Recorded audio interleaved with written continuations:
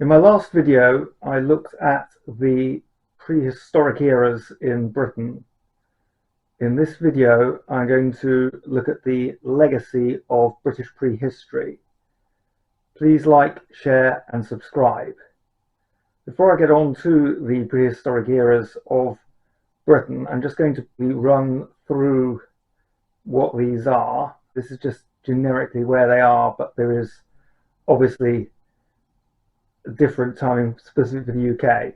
Essentially, the Stone Age is considered to have lasted from 2.6 million years ago up to about 3300 BC. The Paleolithic Stone Age was up to about 10,000 BC, and then you're on to the Mesolithic Stone Age from about 8,000 to about 2700 BC. The Neolithic, there is an overlap because that is shown also starting as far back as 10,000 years ago. The Mesolithic is basically Europe and the Middle East and is lasting until 2200 BC, which is only 500 years after the potential ends to the Mesolithic. Then you have the Bronze Age, which is considered to be, in general, about 2300 to 1200 BC. And you have the Iron Age from 1200 BC, which is shown as being up to 550. For the British Isles, it is sometimes considered to go as far as 600. Obviously, as I said in my last video, in the UK we tend to end it at AD 43 when the Romans arrived. Ireland, Scotland were not affected in the same way. In the case of Scotland, there was obviously some interaction in the south, and there were quite deep penetrations into Scotland of the Romans, who even had central and southern Scotland under their control for a time in the 2nd century.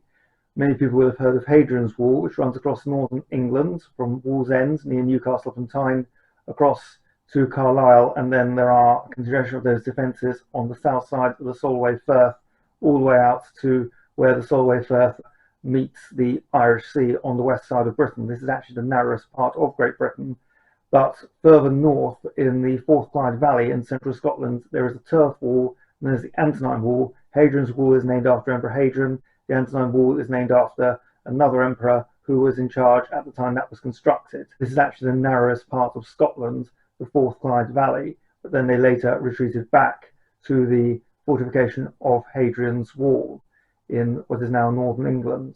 The English county of Northumberland, which is the most northern in England, is in fact north of the wall. The most famous thing Britain has left over from its prehistoric era is, of course, Stonehenge. This is like Petra to Jordan or the pyramids to Egypt. People come from all over the world to view it, and the Stonehenge landscape it's located in is a UNESCO World Heritage Site. Also, under the Ancient Monuments Act, it was one of the first sites to be protected as an ancient monument in the early part of the 20th century. Also located in the Stonehenge landscape is Avebury, where you have a stone circle, and in the middle of that is a medieval village. There are invariably differences between Great Britain and Ireland, as they are two separate land masses. Within Great Britain, of course, the three main divisions are the three nations, England, Wales and Scotland, although this is to a large extent political.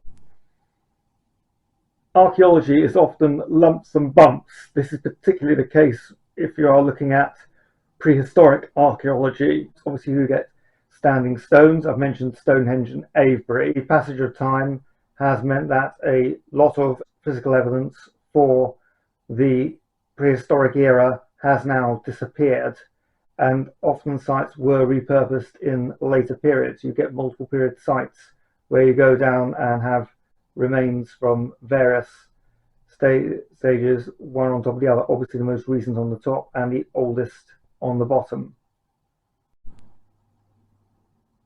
Hill forts, long barrows, banjo enclosures, burial mounds, all are legacies of the prehistoric era in Britain. The Ridgeway, which runs from the Thames at Streatley in Berkshire all the way across the Berkshire and Marlborough Downs to Salisbury Plain, has its origins in prehistoric times. The first bridge at London Bridge is believed to now to date from the Iron Age. For a long time, it was thought the Romans had built the first bridge. So even the sites of some of our modern day settlements go back to the days before the Romans came.